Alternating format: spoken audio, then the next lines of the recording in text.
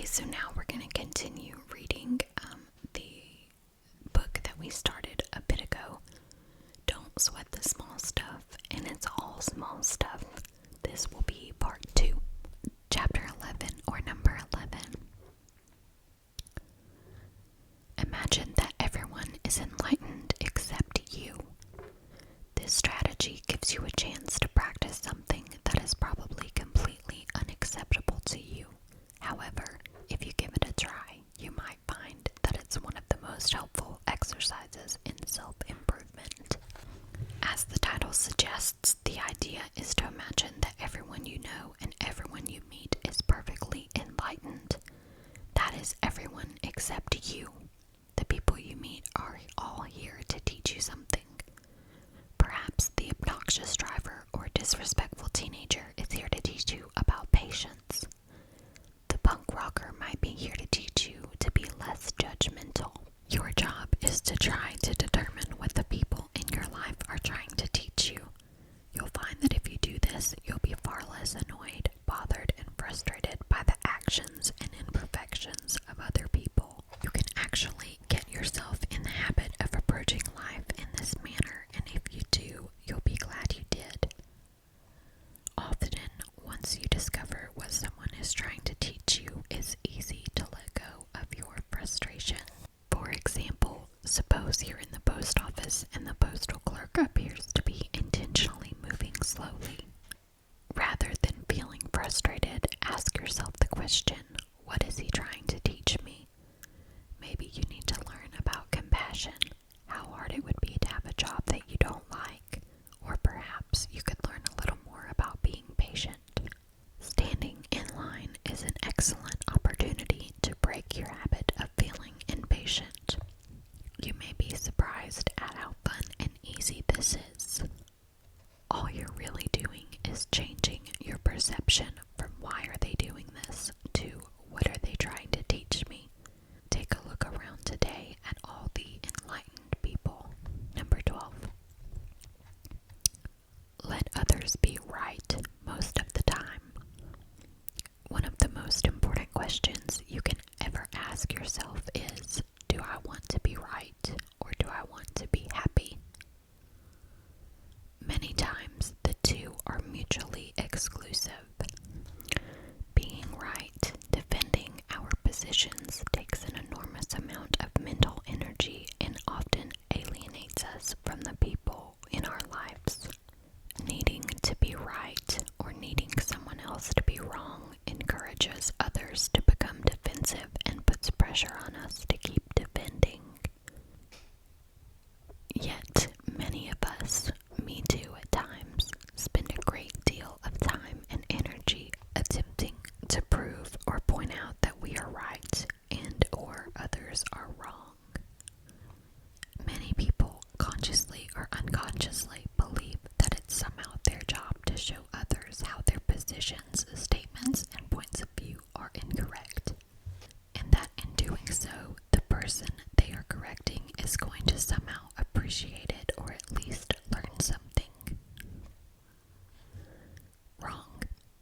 Think about it. Have you ever been corrected by someone and said to the person who was trying to be right, "Thank you. Thank you so much for showing me that I'm wrong and you're right. Now I see it. Boy, you're great." Or has anyone you know ever thanked you or even agreed with you when you corrected them or made yourself right at their expense? Of course not. The truth is, all of us hate to be corrected. We all want our positions to be respected and understood by others. Being listened to and heard is one of the greatest desires of the human heart, and those who learn to listen are the most loved and respected. Those who are in the habit of correcting others are often resented and avoided. It's not that it's never appropriate to be right. Sometimes you genuinely need to be or want to be. Perhaps there are certain philosophical positions that you don't want to budge on, such as when you hear a racist comment. Here, it's important to speak your mind. Usually, however, it's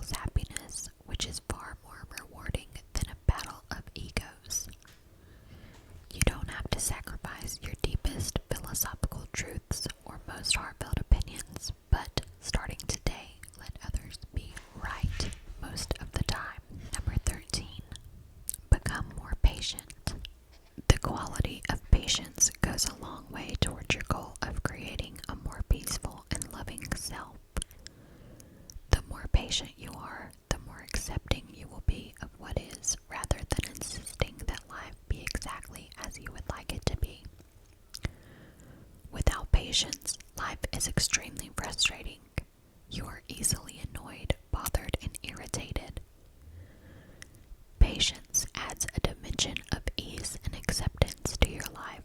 It's essential for inner peace. Becoming more patient involves opening your heart to the present moment, even if you don't like it. If you are stuck in a traffic jam, late for an appointment, opening to the moment would mean catching yourself building a mental snowball before your thinking got out of hand, and gently reminding yourself to relax. It might also be a good time to breathe, as well as an opportunity to remind yourself that in the bigger scheme of things, being late is small stuff. Patience also involves seeing the innocence in others. My wife Chris and I have 2 young children, ages 4 and 7. On many occasions while writing this book, our 4-year-old daughter has walked into my office and interrupted my work, which can be disruptive to a writer. What I have learned to do most of the time is to see the innocence in her behavior rather than to focus on the potential implications of her interruptions. I won't get my work done. I'll lose my train of thought. This was my only opportunity to write today, and so forth. I remind myself why she is coming to see me, because she loves me, not because she is conspiring to ruin my work. When I remember to see the innocence, I immediately bring forth a feeling of patience, and my attention is brought back to the moment. Any irritation that may have been building is eliminated, and I'm reminded once again of how fortunate I am to have such beautiful children. I've found that if you look deeply enough, you can almost always see the innocence in other people as well as in potentially frustrating situations. When you do, you will become a more patient and peaceful person, and in some strange way, you begin to enjoy many of the moments that used to frustrate you. Number 14. Create patience practice periods. Patience is a quality of the heart that can be greatly enhanced with deliberate practice. An effective way that I have found to deepen my own patience is to create actual practice periods. Periods of time that I set up in my mind to practice the art of patience. Life itself becomes a classroom, and the curriculum is patience. You can start with as little as 5 minutes and build up your capacity for patience over time. Start by saying to yourself, okay, for the next 5 minutes, I won't allow myself to be bothered by anything. I'll be patient. What you'll discover is truly amazing. Your intention to be patient, especially if you know it's only for a short while, immediately strengthens your capacity for patience. Patience is one of those special qualities where success feeds on itself. Once you reach little milestones, 5 minutes of successful patience, you'll begin to see that you do indeed have the capacity to be patient for even longer periods of time. Over time, you may even become a patient person. Since I have young children at home, I have many possibilities to practice the art of patience. For example, on a day when both girls are firing questions at me as I'm trying to make important phone calls, I'll say to myself, now is a great time to be patient. For the next half hour, I'm going to be as patient as possible. See, I've worked hard. I'm up to 30 minutes. All kidding aside, it really works, and it has worked in our family. As I keep my cool and don't allow myself to be annoyed and upset, I can calmly yet firmly direct my children's behavior far more effectively than when I get crazy. This simple act of gearing my mind towards patience allows me to remain in the present moment far more than I would if I were upset. Thinking about all the times this has happened before and feeling like a martyr. What's more, my patient feelings are often contagious. They rub off on the kids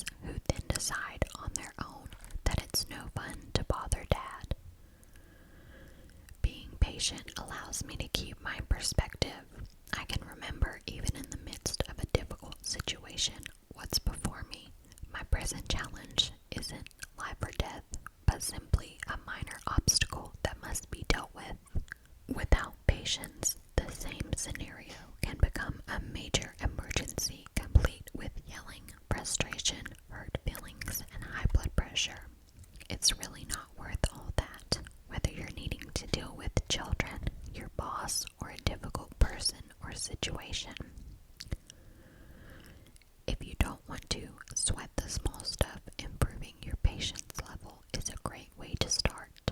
Number 15. Be the first one to act loving or reach out. So many of us hold on to little resentments that may have stemmed from an argument, a misunderstanding, the way we were raised, or some other painful event. Stubbornly, we wait for someone else to reach out to us, believing that this is the only way we can forgive or rekindle a friendship or a family relationship. An acquaintance of mine whose health isn't very good recently told me that she hasn't spoken to her son in almost 3 years. Why not? I asked. She said that she and her son had a disagreement about his wife and that she wouldn't speak to him again unless he called first. When I suggested that she be the one to reach out, she resisted initially and said, "I can't do that. He's the one who should apologize." She was literally willing to die before reaching out to her only son. To her amazement, her son was grateful for her willingness to call and offered an apology of his own. As is usually the case when someone takes the chance and reaches out, everyone wins. Whenever we hold on to our anger, we turn small stuff into really big stuff in our minds. We start to believe that our positions are more important than our happiness. They are not. If you want to be a more peaceful person, you must understand that being right is almost never more important than allowing yourself to be happy.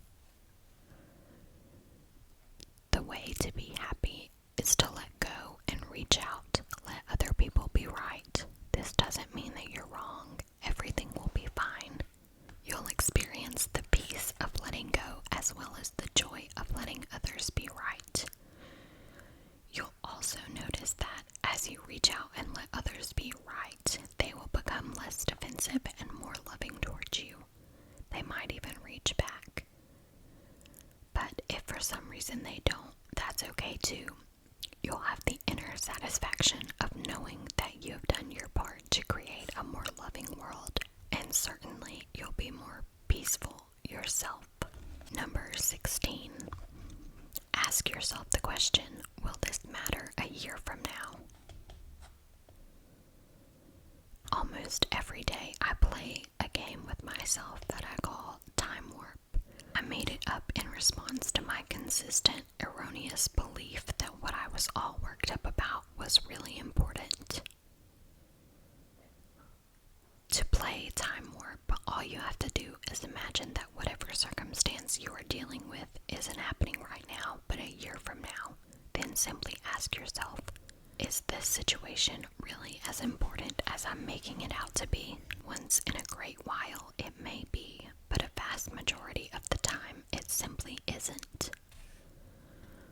Whether it be an argument with your spouse, child, or boss, a mistake, a lost opportunity, a lost wallet, a work-related rejection, or a sprained ankle, chances are, a year from now, you aren't going to care.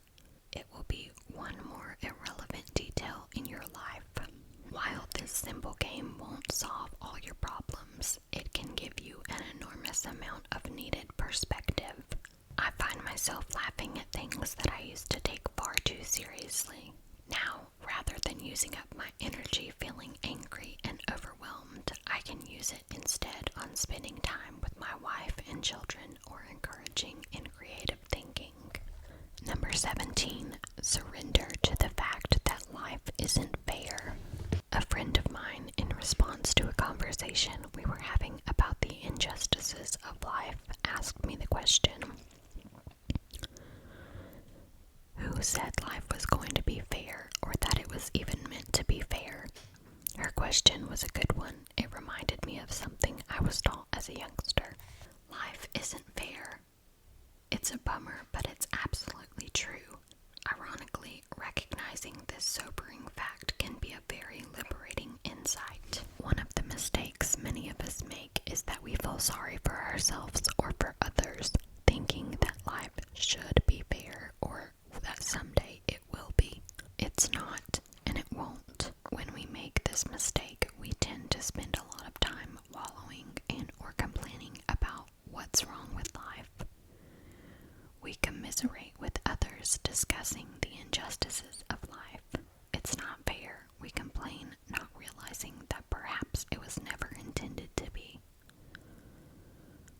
the nice things about surrendering to the fact that life isn't fair is that it keeps us from feeling sorry for ourselves by encouraging us to do the very best we can with what we have. We know it's not life's job to make everything perfect, it's our own challenge. Surrendering to this fact keeps us from feeling sorry for others because we are reminded that everyone is dealt a different hand and everyone has unique strengths and challenges. This insight has helped me to deal with the problems of raising 2 children, the difficult decisions I've had to make about who to help and who I can't help, as well as with my own personal struggles during those times that I felt victimized or unfairly treated. It almost always wakes me up to reality and puts me back on track. The fact that life isn't fair doesn't mean we shouldn't do everything in our power to improve our own lives or the world as a whole. To the contrary, it suggests that we should. When we don't recognize or admit that life isn't fair, we tend to feel pity for others and for ourselves. Pity, of course, is a self-defeating emotion that does nothing for anyone except to make everyone feel worse than they already do. When we do recognize that life isn't fair, however, we feel compassion for others and for ourselves. And compassion is a heartfelt emotion that delivers loving kindness to everyone it touches. The next time you find yourself thinking about the injustices of the world, try reminding yourself of this very basic fact. You may be surprised that it can nudge you out of self-pity and into helpful action. Number 18. Allow yourself to be bored. For many of us, our lives are so filled with stimuli, not to mention responsibilities, that it's almost impossible for us to sit still and do nothing, much less relax, even for a few minutes. A friend of mine said to me, "People are no longer human beings. We should be called human doings." I was first exposed to the idea that occasional boredom can actually be good for me while studying with a therapist in Laconer, Washington, a tiny little town with very little to do. After finishing our first day together, I asked my instructor, "What is there to do around here at night?" He responded by saying, "What I'd like you to do is allow yourself to be bored. Do nothing. This is part of your training." At first, I thought he was kidding. "Why on earth would I choose to be bored?" I asked. He went on to explain that if you allow yourself to be bored even for an hour or less and don't fight it, the feelings of boredom will be replaced with feelings of peace, and after a little practice, you'll learn to relax. Much to my surprise, he was absolutely right. At first, I could barely stand it. I was so used to doing something every second that I really struggled to relax. But after a while, I got used to it and have long since learned to enjoy it. I'm not talking about hours of idle time or laziness, but simply learning the art of relaxing, of just being rather than doing for a few minutes each day. There isn't a specific technique other than to consciously do nothing. Just sit still, perhaps look out the window and notice your thoughts and feelings. At first, you may get a little anxious, but each day it will get a little easier. The payback is tremendous. Much of our anxiety and inner struggle stems from our busy, overactive minds always needing something to entertain them, something to focus on, and always wondering what's next. While we're eating dinner, we wonder what's for dessert. While eating dessert, we ponder what should we do afterward. After that evening, it's what should we do this weekend. After we've been out, we walk into the house and immediately turn on the television, pick up the phone, open a book, or start cleaning. It's almost as though we're frightened at the thought of not having something to do, even for a minute. The beauty of doing nothing is that it teaches you to clear your mind and relax. It allows your mind the freedom to not know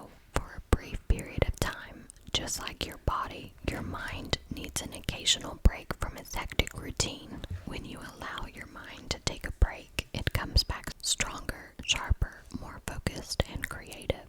When you allow yourself to be bored, it takes an enormous amount of pressure off you to be performing and doing something every second of every day. Now, when either of my two children says to me, "Daddy, I'm bored," I respond by saying, "Great, be bored for a while, it's good for you." Once I say this, they always give up on the idea of me solving their problem. You probably never thought someone would actually suggest that you allow yourself to be bored. I guess there's a first for everything.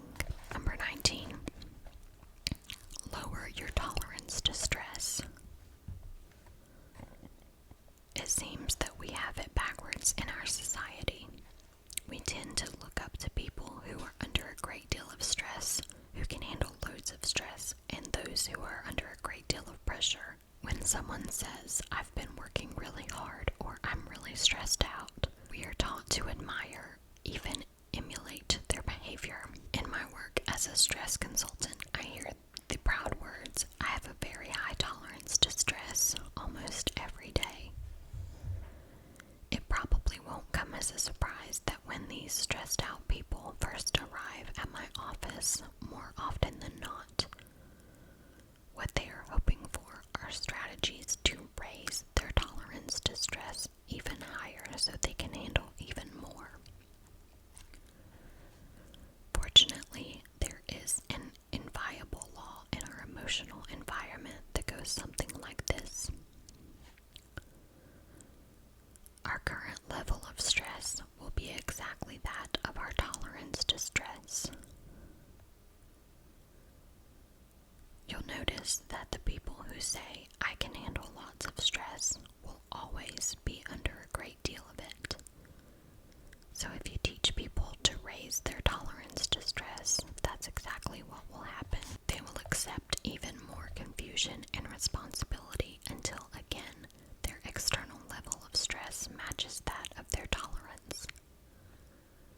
Usually, it takes a crisis of some kind to wake up a stressed out person to their own craziness. A spouse leaves, a health issue emerges, a serious addiction takes over their life. Something happens that jolts them into a search for a new kind of strategy.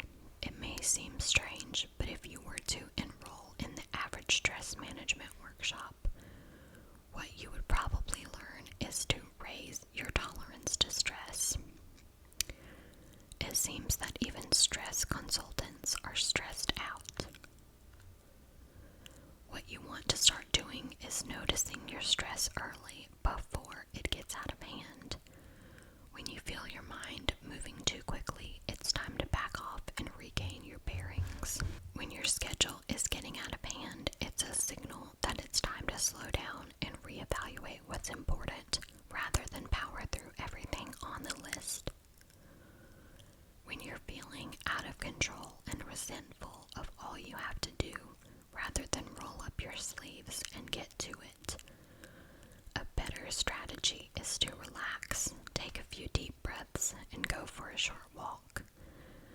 You'll find that when you catch yourself getting too stressed out early before it gets out of control, your stress will be like the proverbial snowball rolling down the hill. When it's small, it's manageable and easy to control. Once it gathers momentum, however, it's difficult, if not impossible, to stop.